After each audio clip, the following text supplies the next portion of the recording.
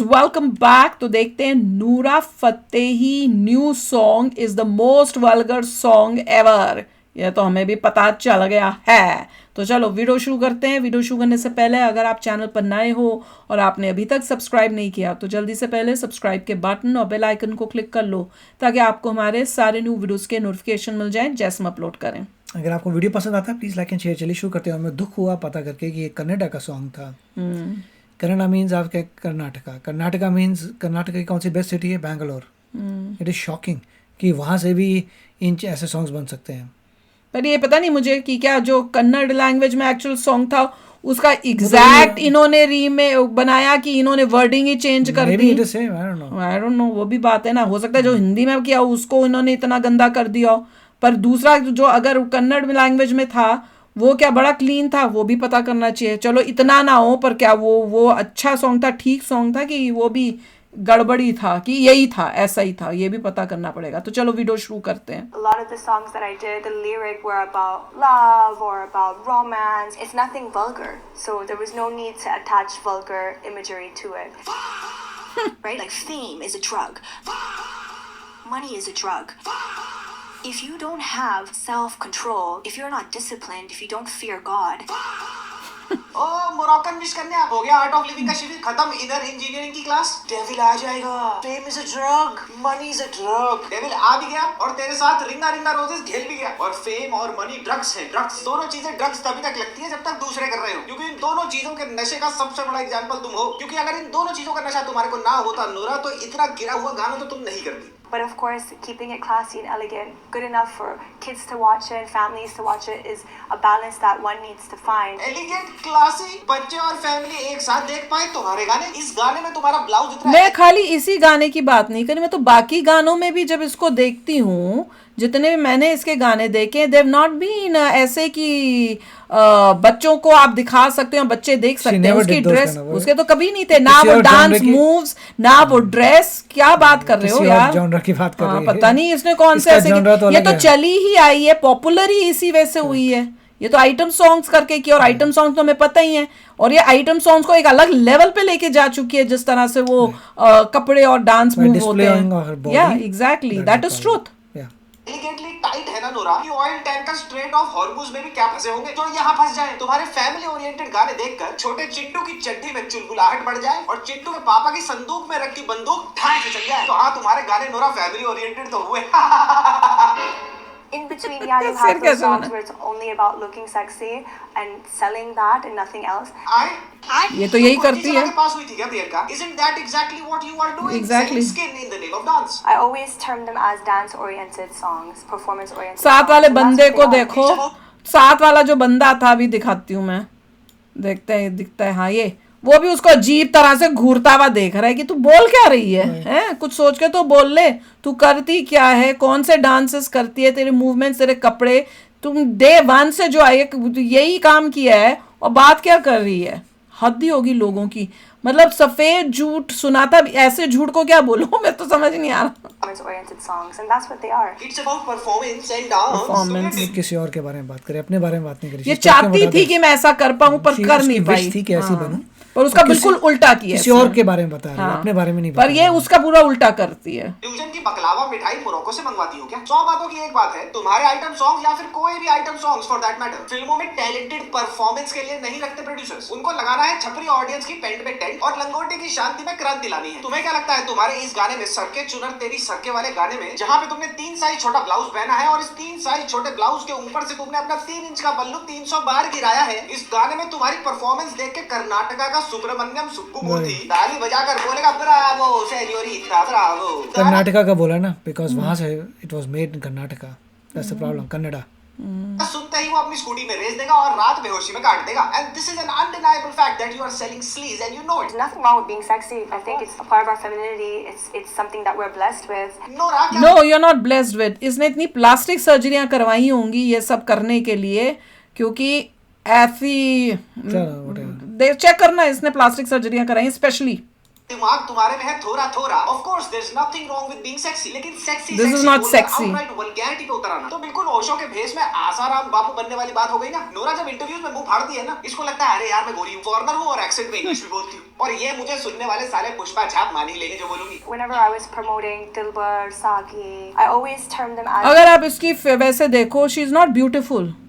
इसकी कोई आप देखो एक्सेप्ट कि रंग गोरा है, इसको देखो तो she has nothing other than जो डांस मूवमेंट्स ये करती है। पर वो dance movement she could have done अच्छे सॉन्ग्स विद अच्छे वे से, पर उसके डांस जो है फ्लेक्सिबल बॉडी, उसको भी वो जो यूज करके डांस मूवमेंट करती है, दे आर रियली विथ जो क्लोथ्स पहनकर। शी इज नॉट यूरोपियन, वो नजर आता है। सो रंग गोरा वाली बात हाँ, नहीं गोरा है, मतलब मैं कह रही हूँ वैसे लुक्स में ये कुछ she is normal. She is not a European but okay. पता नहीं मुझे यूरोपियन है कि नहीं, और यूरोपियन भी हो तो हाउ डज इट मैटर यार, हमें तो कोई फर्क नहीं पड़ा, हम तो ये नहीं कहो। मोरक्को इज अफ्रीका, या northern Africa. dance-oriented songs, performance-oriented songs, and that's what they are. अच्छा, सारे के सारे परफॉर्मेंस ओरिएंटेड सॉन्ग्स हैं। ताई तुम्हारा भी पार्ट का performance अभी oriented। ले आओ। नोरा तुम्हारे गाने परफॉर्मेंस ओरिएंटेड बिल्कुल वैसे ही हैं जैसे एमएलएम की स्कीमें बिजनेस ओरिएंटेड होती, जैसे राम गोपाल वर्मा के ऑडिशंस एक्टिंग ओरिएंटेड होते, और जैसे हंसिका मोटवानी की हस्बैंड सिलेक्शन लव ओरिएंटेड होती है, पैसा ओरिएंटेड नहीं। नोरा अगर तुम्हारे गाने परफॉर्मेंस ओरिएंटेड है ना, तो तुम्हारा कंपटीशन है तुम्हारा चुम्मा विटामिन ए हा फौरन दबा वेला ना जाई खेत में, ये सारे एक्सट्रीम परफॉर्मेंस ओरिएंटेड गाने हैं। और तुम्हारा परफॉर्मेंस ओरिएंटेड गाना सर के चुनर तेरी सर के, इन सारे भोजपुरी परफॉर्मेंस ओरिएंटेड गानों को काफी स्टिफ कंपटीशन दे रहा है। कहा हम गलत बानी lady. In order to reach the success I'm reaching, it requires full VSL का जैकेट पहन के या ब्रोच पहन के आई हुई है, पैसों के लिए they are ready to do, क्योंकि कुछ इनकी लाइफ में जो नीचे से उठ के आना होता है, पैसा चाहिए तो उसके लिए कुछ भी करेंगे। तो उसके लिए उनको ये नहीं हुआ कि भैया ये मैंने ये इंडिसेंट है या मुझे ये नहीं करना, दे कैन डू एनीथिंग, क्योंकि पैसा चाहिए, वो लाइफस्टाइल चाहिए ना। undivided attention. हाँ, नोरा की अनडिवाइडेड अटेंशन तो है, लेकिन अपने क्राफ्ट और उसकी इम्प्लीकेशंस पर नहीं। अटेंशन इस बात पर नहीं है कि जिस गाने पर मैं नाच नाच के मजमा लगा रही हूँ उसके बोल क्या है। अनडिवाइडेड अटेंशन है ऑन द कैश पेमेंट जो साउथ के प्रोड्यूसर्स जाने जाते हैं देने के लिए। अनडिवाइडेड अटेंशन है सोशल मीडिया पे जो अटेंशन मिलेगी और रेलेवेंस मिलेगी इतने वल्गर गानों पे डांस करके उस पे। I always looked at it as how do Western people do music videos in pop culture? Let's try to bring that aesthetic into our songs. How Western वो कोई भी नहीं करता ऐसा। डिस्को डांसर ये इंस्पिरेशन लेने के लिए सबसे पहले तो उनकी मूवियों में गाने ही नहीं होते, और दूसरा इस टाइप के हमने डांस तो वहां पे भी नहीं देखा। अगर तुम मूवी में देखा नहीं हाँ, और अगर तुमको देखना है तो कुछ अच्छा ही सीख लो ना, या वैसे मैं तो यही बोलती हूँ हर चीज गंदी है क्यों तुमको सीखनी है। आज समंदर पार जाने की जरूरत नहीं है। सेटबैक्स पर पिछले 20 सालों से हर चप्पल छाप कन्नड़ा और तेलुगु मसाला फिल्म में यही एस्थेटिक्स होते हैं। ना भी दिखाओ, क्लीवेज हिलाओ, हीरो का सर अपनी झांग पर सुलाओ, हो गया इनके लिए एस्थेटिक गाना। आओ वेस्टर्न इवन पुष्पा में थे एंड आई वाज अनकंफर्टेबल उसमें, ये पुष्पा का ही दिखा रहे थे, उसमें एक गाना भी बड़ा गंदा सा था उसका, वो मैंने कहा ये क्या दिखा रहे हैं।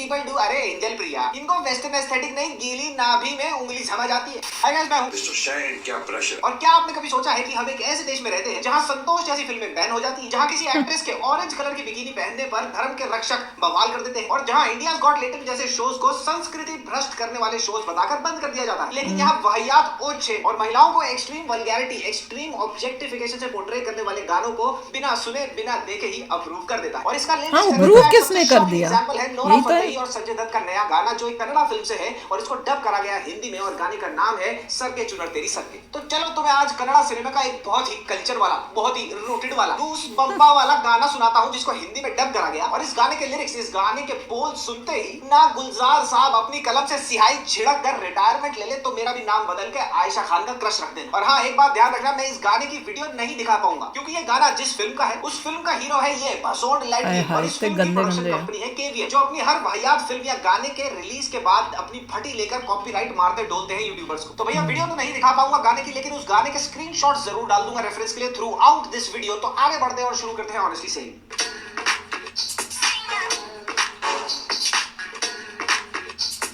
तो आपने राग भैरवी, राग गौरी और राग भाग्यश्री सुना होगा। क्या आपने कभी राग धूम जूतर सुना है? नहीं ना, ये रहा। आपने आज तक बिहार के भोजपुरी गाने सुने होंगे, लेकिन क्या आपने कभी कर्नाटका के भोजपुरी गाने सुने? नहीं ना, ये रहा। और आपने आज तक संजय दत्त को मुंह से दारू पीते देखा होगा, लेकिन क्या आपने संजय दत्त को आज तक नीचे से दारू पिलाते देखा है? नहीं ना, ये देखो, ये कौन सा देसी ठर्रा पिलाया जा रहा है संजू बाबा? बाय गॉड, अगर इस गाने को गधे भी सुन लेता ना तो एक ईरानियन ड्रोन सीधा इस गाने के सेट पे गिरा देता। लोगों को लग रहा है नेतन्याहू मर गया, लेकिन वो मस्त जर्मनी के बंकर पे छुप के सटके सटके चुनर तेरी सटके सुन रहा है। अरे लड़ाई तो चलती रहती है, ट्रम्प देख लेगा, तुम गाना लगाओ यार। केवीएम प्रोडक्शन वालों ने और भसोंड लैट्रीन ने, आप देखा ना था, पोर्नहब इंडिया के लिए एक गैंग बैंग स्पेशल गीत लिख डाला।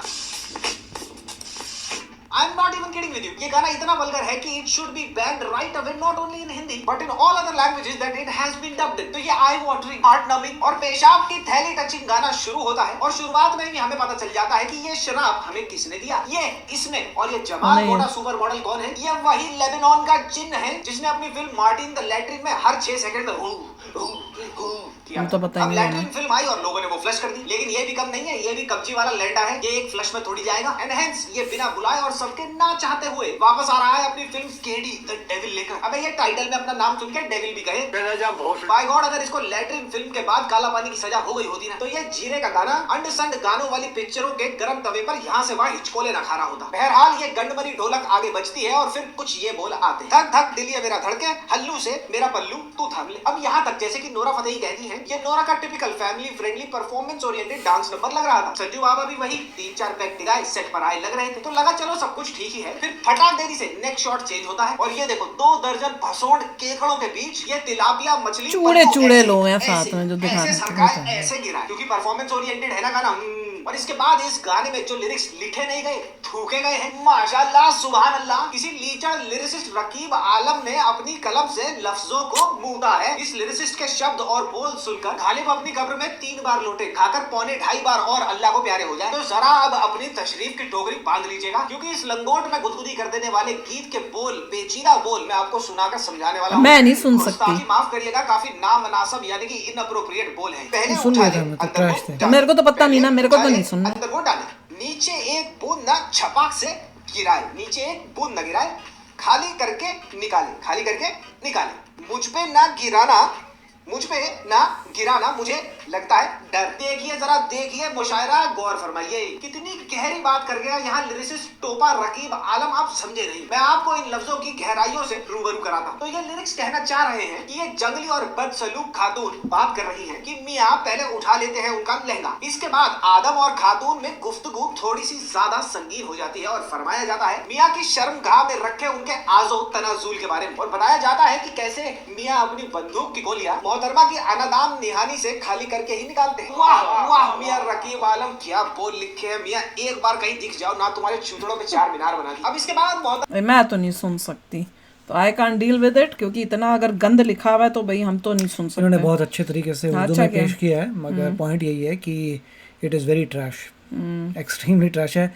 मैं तो इसलिए बोल रहा था कि लोगों तक पहुंचा कैसे, ये किस इंसान ने अप्रूव किया कि यहाँ तक कैसे हो गया, वही तो क्वेश्चन है। कि कोई भी सिस्टम होना चाहिए, पहले अप्रूव होना चाहिए कि मास कंजम्पशन के लिए कैसे पहुंच गया लोगों तक। और जिसने अप्रूव किया उसकी नौकरी निकालो, उसको उसके ऊपर एक्शन लो यार। ये क्या मजाक बना के रखा हुआ है इन्होंने। जब लोगों का एंगर दिखता है तब जागते हो तुम, हैं? तुम्हारे बैठे क्या करने के लिए? प्रोसेस ही फ्लॉड था, ट्रैश प्रोसेस से पूरा हुआ है और लोगों तक पहुंच गया क्रैप।